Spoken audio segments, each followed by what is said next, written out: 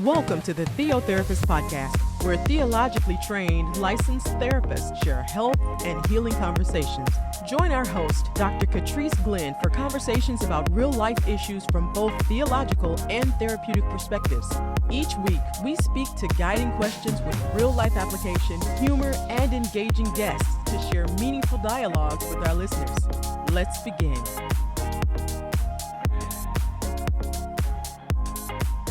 Hi, and welcome to the Theotherapist Podcast. My name is Dr. Catrice Glenn. Thank you for joining our fourth episode of the Theotherapist Podcast. Today we have an awesome guest with us, and that is Miss Denesha Chambers, LPC, CGS, and I'll let you understand what those acronyms mean in a little bit. But our title today is Healing After the Loss of a Parent. This is a topic that I definitely believe in that needs to come to the surface.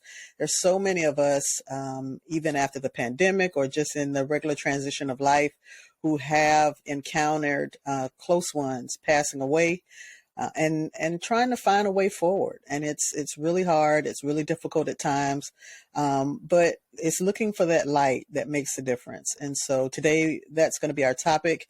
Ms. Denesha Chambers is not only a licensed professional counselor, she's also a certified grief specialist.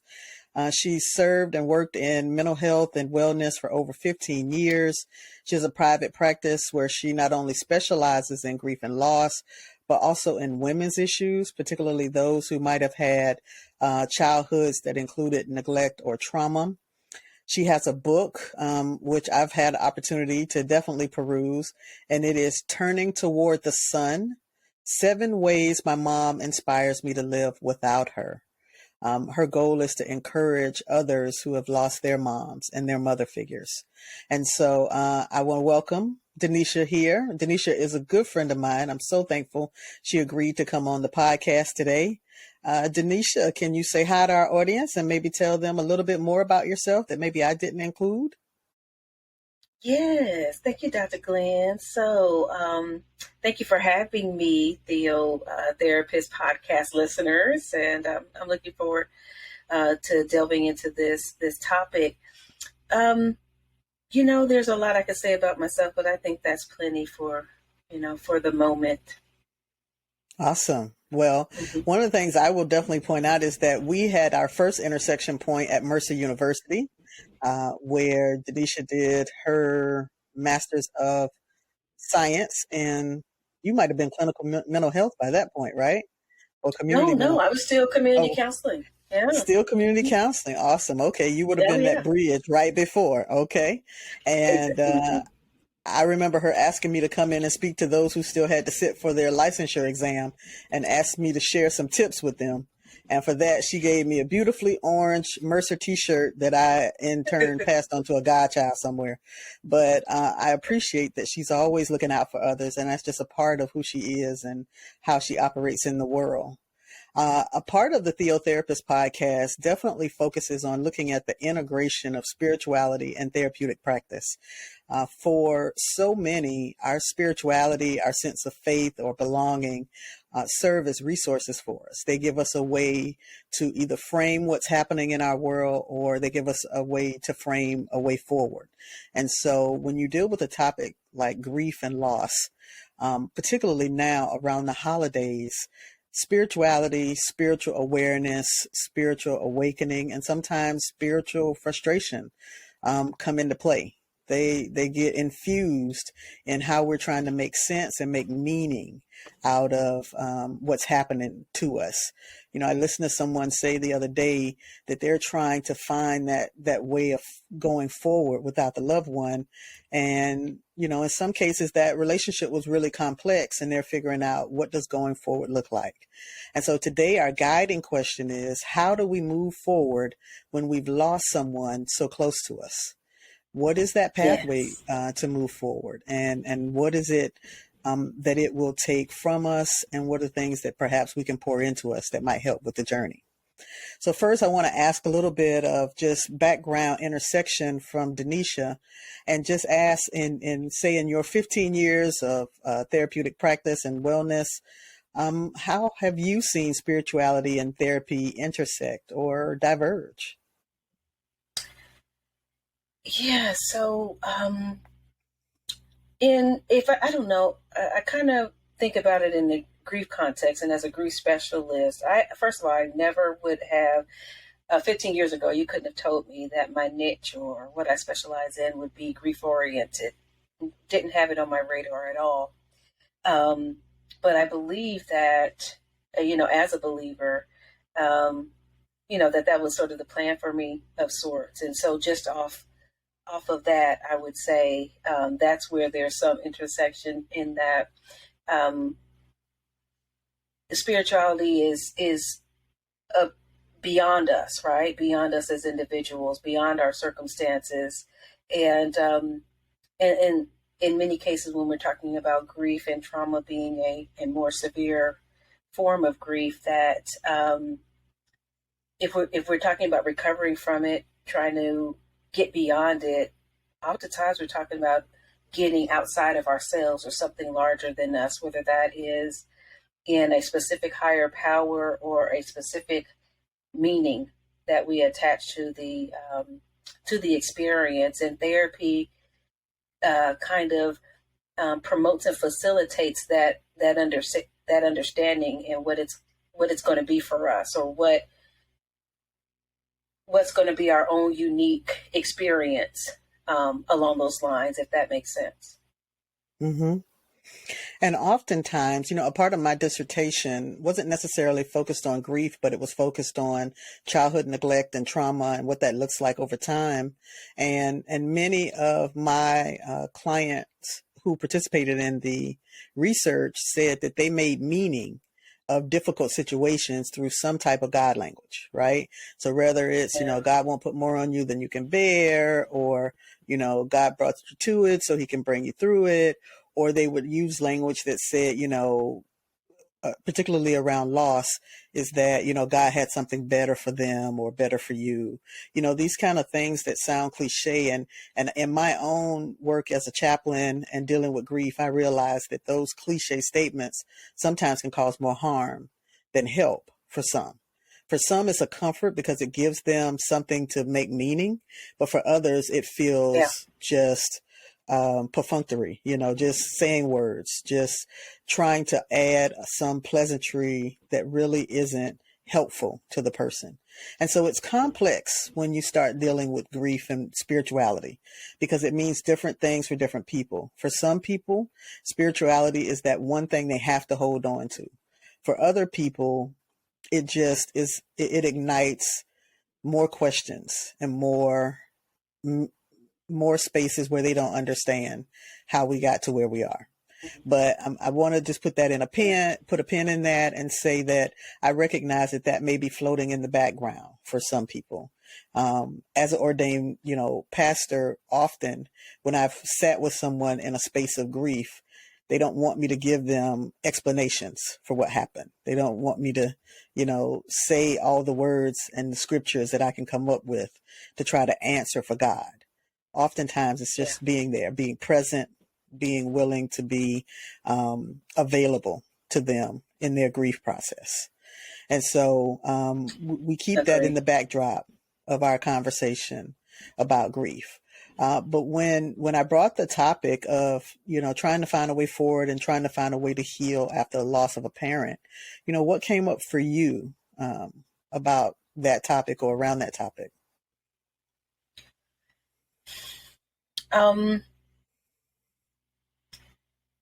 What came up for me personally or as a therapist? Whichever and both ever you'd like to share. Yeah. Okay. Well, I mean, I immediately went back to, my own journey. And it likely, I know you and I discussed this, but I will say, to your listeners that, I am sort of currently going through a grief experience, a grief burst, if you would, with commemorating my mom's 10th death anniversary, what I refer to as her angelversary. And so, excuse me. And so, and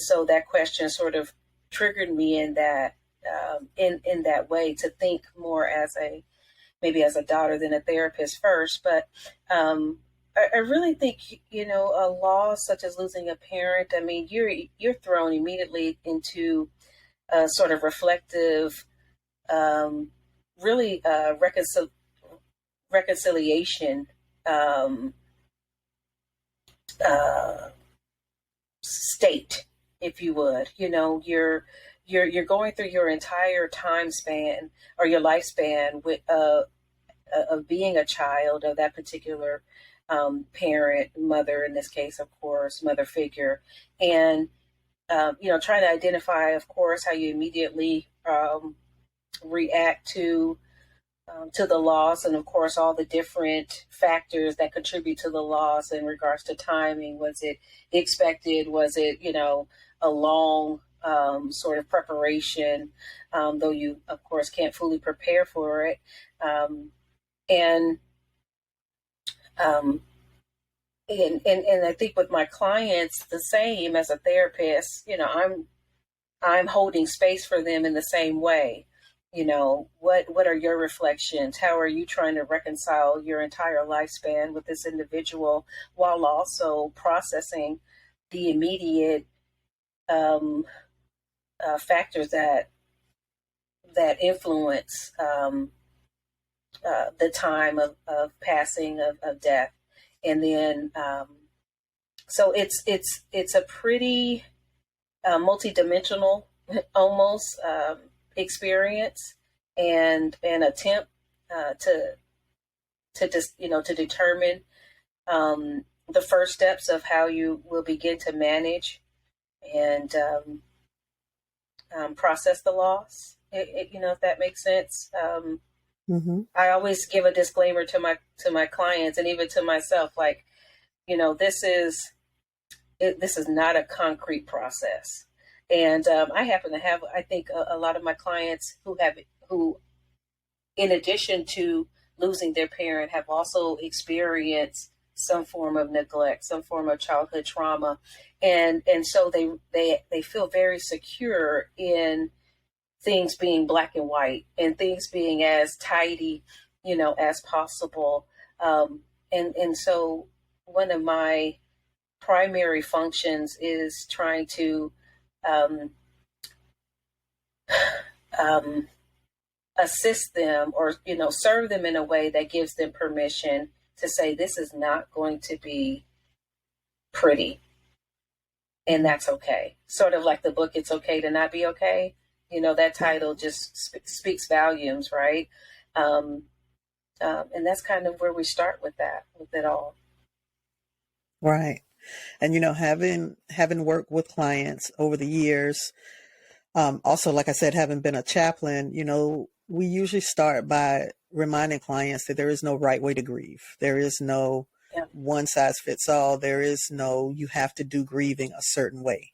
Your process is going to be unique to you, unique to who you're grieving, unique to the relationship you have with them, and unique to how you yourself grieve, how you cope, how you navigate the loss of some relationship that's been close to you or even not so close to you.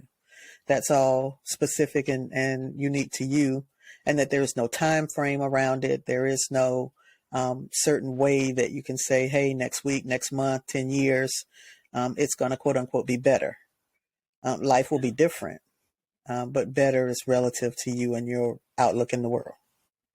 Yeah. And I don't know about you, Dr. Glenn, but I often come across clients that don't have any experience with allowing themselves to grieve. And so they hear that, but it's kind of a repetitive invitation to them. Now, we're going to figure out what the process is going to be for you, and to give yourself grace and compassion and space to figuring that out. There's a learning curve, and no, it doesn't feel good. It absolutely does suck, and sort of validating their struggle and in getting to that place of even just allowing themselves to give themselves permission to engage in the journey. One of the things that you mentioned, and we have some similar client bases, but that sometimes when grieving a parent, there are layers that make your grieving process perhaps a little bit more complex because of the relationship you might have had with that particular parent. If there had been situations of neglect or abuse or some type of trauma, but still, this is your parent, this is your caregiver, this is the person that ushered you into life.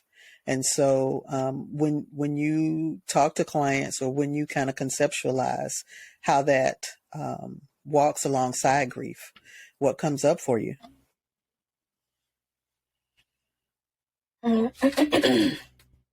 Really, it's me like really asking myself, how can you remain a servant, a companion to them in confronting those layers? Because again, I go back to, in many cases, while they may have some intellectual awareness of those layers, it's nothing like when, there's the finality of the death of that parent, and now it's like it just is all kind of, it, I guess you could say imploded, right? Imploded, and so just wanting to allow them to gain some form of what would be the word that I could use? Almost like a relationship to or acknowledgement, maybe a better word. Acknowledgement, like this is some real stuff I have going on here. It is probably beyond what I even expected, from even just the thought of, my parent, my mom is no longer with me. And I don't think I experienced that personally for some time, but I think in any individual journey, it will become something that needs to be addressed. Mm-hmm. And in the instances where I end up, serving and working with someone who has had a complex relationship with their parent, the grieving process is the grieving process. And it is allowing themselves, and like you say, the grace and the compassion to navigate through that how they need to, but perhaps also choosing to walk alongside someone that can help them maybe unpack, how these different spaces of loss affect you, because that may trigger some loss that you haven't acknowledged prior to now. That may trigger, the loss of the parent you idealized and hope would one day happen that didn't happen. There's so many different layers sometimes that can come up when one major grief tragedy happens. It could be, the loss of someone, and then all of the previous losses you had that you felt like you navigated in one way, now feel like they're compounded. And so, it's a complicated sometimes process to walk alone. And so it's always helpful to have somebody journey with you. Absolutely. And I mean, you're using, the language I'm familiar with, but it's the, and I'm curious as to what your thoughts are, but, just getting to that point to where, of course, most clients are self-referred, right? They're seeking, they know that they want some support. But there sometimes is a level of maybe unspoken resistance, because that parent, I keep saying parent, but yeah, let's just use parent, right? So the parent, particularly if there was that neglect, God forbid, abuse, but of course that's very possible. There's not that level of comfort or experience with someone companioning them with their emotional selves. you Mm-hmm. know? And so, um, but that's a part of the process, and that's okay, you know? And so I try to be very cognizant of that. Sometimes, you know, educating, um, in addition to, you know, kind of promoting that they tap into their emotional selves and that it's safe, you know, that it's a safe space. And oftentimes that's just allowing them to truly just come as they are in their confusion, in their anger, in their despair. But also when there's some um, frustration, you know, as to, you know, why am I not better? Why, you know, why is this still so disruptive to me emotionally? Um, you know, going into that, well, you know, let's look at the the connection between your norm and what is sort of being asked of you by your grief in this season, in this moment. And honoring that, right? You know, And I see honoring that that. space as sacred because it is with you and yourself. It is a space where Mm-hmm. you are giving yourself permission to navigate through the best way that you can these kind of landmines you haven't been through before, these spaces, this dark valley you've never been through. And it's trusting yourself, it's holding to yourself, but it's also, hey, if I can find a light somewhere, if therapy is a light, if, you know, a close person that I trust walking through this with me is a light, finding a light to help you walk through that dark space is, I think, necessary. Because all too often, you know, we sometimes are afraid to be vulnerable and allow others to know the depth of our grief and the depth of Mm-hmm. that impact. And it is trying to hide that or hold that in that usually causes um, more challenges for us. Just because Yeah. it's, as I say, you know, things will spill out somewhere. It will seep out, spill out, fall out that you don't deal with. And so, you know, that's a visual that I think of is that you can try and sew it up. You can try to, you know, button it up. But if you don't address it, it will find its way to the outside in ways that you may or may not be able to control when it does. So um, you talk a lot about processing. What do you feel like maybe that processing of either journeying with someone who's grieving looks like, or either, you know, kind of just being a support to someone who is on that journey? Um, I'm not sure I quite understand that, Dr. Glenn. Sure. Can you say that again? Sure. Mm-hmm. So when I think of this process of grieving and we want to be a support to people, so either we are your cheerleaders and backup support, or we're walking alongside you in that grieving Okay. process, right? How do you see kind of your role when you try to help someone walk through grieving, or when you see someone that's grieving that's come to you? Yeah. Um, I think it's twofold, and this is just what's coming up for me right now. One is because we are in I think David Kessler, I think he puts it this way: it's like a grief ignorant culture. I believe that's how he puts it, right?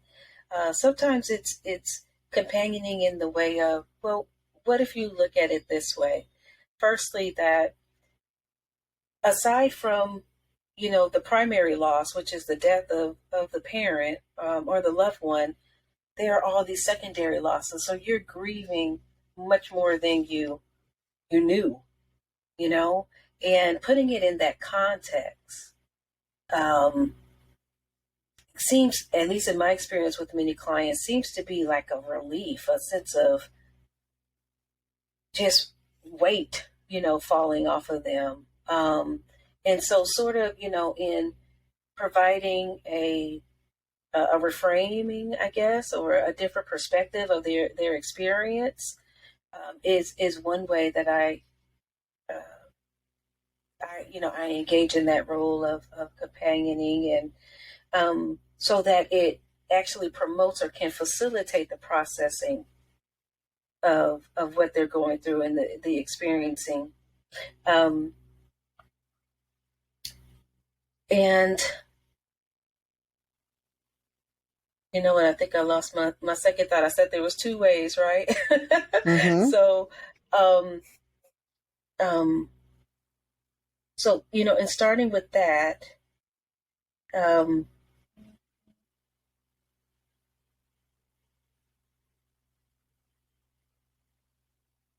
maybe, I don't recall if this is where I was going with this, but, meeting them meeting them where they're at, being that typical kind of almost person-centered, I guess, therapist, just, Mm-hmm. you are, it is what it is. You are what you are. And, and I want to hear what your most critical needs are right now, emotionally. Sometimes it is the processing, the sounding board, being all those things, but also like, there sounds like there's this opportunity for better self-care, that sort of not only permission to, to grieve in your own unique way, but to care for yourself in a way that you may have never really allowed yourself or been given permission to do, if you would. And so it might be that I'm making suggestions about, okay, let's talk about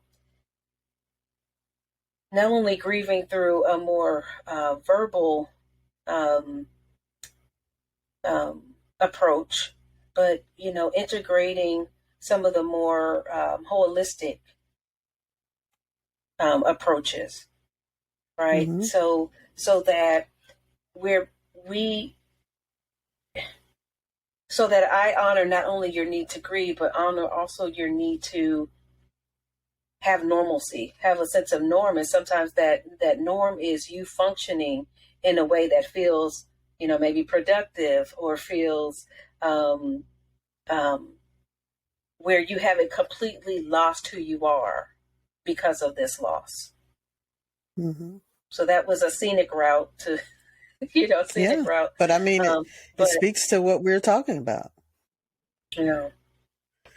When I think, and it takes us ultimately toward, where we're going is, how does someone take care of themselves? So maybe they're not at the point yet where they have scheduled the therapist appointment, or they feel like I can be open enough to go into a space and even tell somebody else what I'm feeling.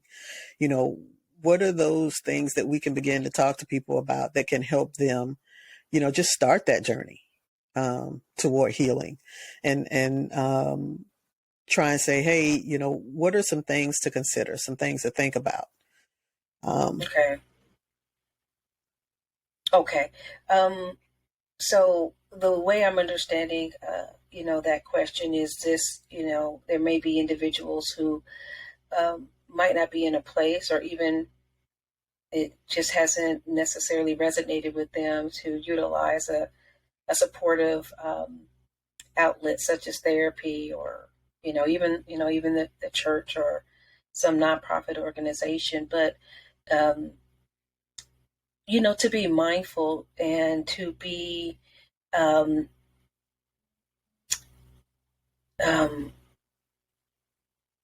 self-aware about the impact that that's occurring with them in response or as a reaction to the loss. So, are you noticing that, your mood is kind of all over the place from one day to the next? Are you finding that some of the things that you used to do, you no longer really want to be bothered by? And I do mean like bothered by, like it feels like it's, now a chore versus something that you used to be interested in, or you definitely, you're not sleeping well. You might not have been sleeping well before, but it's even worse now. Those sort of things, being aware that something is up with me, And and though therapy might not be that outlet, that there is something you're telling yourself, your reactions to the loss is trying to inform you that something is needed or necessary in the aftermath of the loss. Mm-hmm. Perhaps because, the things that you've been trying just don't seem to be making a difference or making a change that you feel like is really helpful. Sometimes, people come to me after they're like, look, I've tried everything I can to just kind of snap back or get over it or move past it. At things that sometimes culture tells people to do because they're like, okay, you've grieved long enough. They put some self-imposed time frame on what grieving should look like. And I often, try to encourage people, if this is not working for you this way, can we look for some other ways to help you navigate through this? Right. We can't make it be something it's not, but we can look for some different pathways. We can look at seeing kind of things like you mentioned before. Are there things that you can reconnect to that help you feel more alive or feel as though you're being more productive in the world? If that's something that brings you some sense of joy or sense of purpose, like what are the things that we can do to help you, reconnect with self and with others? There are sometimes, and I think we talked about this too, spaces where the holidays trigger more so than other times, this deep sense of I'm back in that space where I was. Because maybe you remember holiday gatherings, maybe you remember birthdays or anniversaries, and those types of days and time frames trigger certain memories, trigger maybe that experience of loss. And so it's okay, in these moments, maybe I need to be more intentional of taking care of myself. Maybe I need to have some plan for how I make it through Christmas, or have some plan of how I deal with their birthday that's coming up, or, the time that we did this special thing together, just so that, it doesn't blindside me and I don't know how to navigate it. Yeah. Good. That's good. And with that, just speaking, to the holidays, of course, we're approaching that. And I utilize the word intention and intentionality. I just wear those words out, and because it really can be beneficial to try at least. And I know sometimes it's just we don't have it in us to even to think, but to think with intention, to anticipate to some extent, but if at all possible, when we talk about grief and one day taking on a new normal and things of that nature, specifically when it comes to holidays and significant dates, I just encourage individuals to ask themselves, what do I believe, that date or that time frame will look like for me, and what would I want if I could kind of have it my way, sort of thing, it to look like and be for me, and understanding that ideals and eradicating or eliminating any sort of grief reaction is probably very unrealistic, but the intention through, kind of reflecting on those sort of questions might be helpful. Mm-hmm. I can never guarantee it, but let's try and see. Right. Have some intentionality. I think, we talked a little bit earlier before we started the podcast about finding ways to either celebrate or commemorate, or finding, maybe you need new traditions. Like there's several ways that you can try to navigate this space. And just, it's going to be trying to see what works for you. It's not that there's one approach that necessarily will work for you, but the goal is that you're trying to find the better way forward for you. And so looking at different ways to do that. Are there any other things perhaps that you would add for someone that's seeking healing in their grief journey just as a kind of closing thought?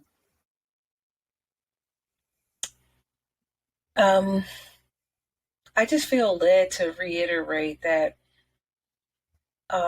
starting where you're at is the best place. Just start where you're at, and the greater your grief, the greater the stress, in the aftermath of a loss. Quite frankly, the greater your need for support, and that doesn't have to be with a therapist, but somewhere, and to give yourself permission for that. Our society does a really good job with isolating this aspect of life, and I just wouldn't wish that for anyone. I'm not an advocate that be reinforced in any shape, form, or fashion. So if you would just give yourself permission to receive support wherever you're at, and to know that it's okay wherever you're at. And I think that's the best thing that we can leave with anyone. Acknowledge it and then find support. Okay. I want to remind everyone that Denesha's book, Turning Toward the Sun, 7 Ways My Mom Inspires Me to Live Without Her, is available. Is that available on Amazon, or where can they find your book? Yeah, so I have a few signed copies left on my website, which is livereadnow.com, but also available for purchase through Amazon. Absolutely. Awesome. So reach out to her through her website. Get them from her first. I think that's the best way to go. Say a little bit more about how they can find you after this podcast so that they can follow up and perhaps have more engaging conversation with you around this topic. Okay. Thanks, Dr. Glenn. Well, primarily I am on Instagram at live_red_now. But you can also reach me through my website, again, livereadnow.com. And, I'll definitely make myself available to anybody who like to touch bases. Awesome. Well, thank you so much for taking the time today to share with us not only your own personal grief journey, but how you journey with others and ways that they can begin to process through grief. My hope and my prayer is that anyone that's in this journey right now of grief and loss will choose not to journey alone. Find someone that's either trusted or someone who is capable and able to hold you while you walk through this journey in a way that's positive and helpful, that you'll find them and you'll walk with them. Okay. All right. Thank you so much for this episode of the Theotherapist Podcast. Thank you for joining us. We'll be back next week. Take care. Be well. Be blessed. Theotherapist Podcast. Real talk at the intersection of theology and therapy. Check out Dr. Glenn's new journal series titled Brain Dump Journals for the Busy, available on Amazon. Visit our websites for more information at thetheotherapist.com or catriceglenn.com.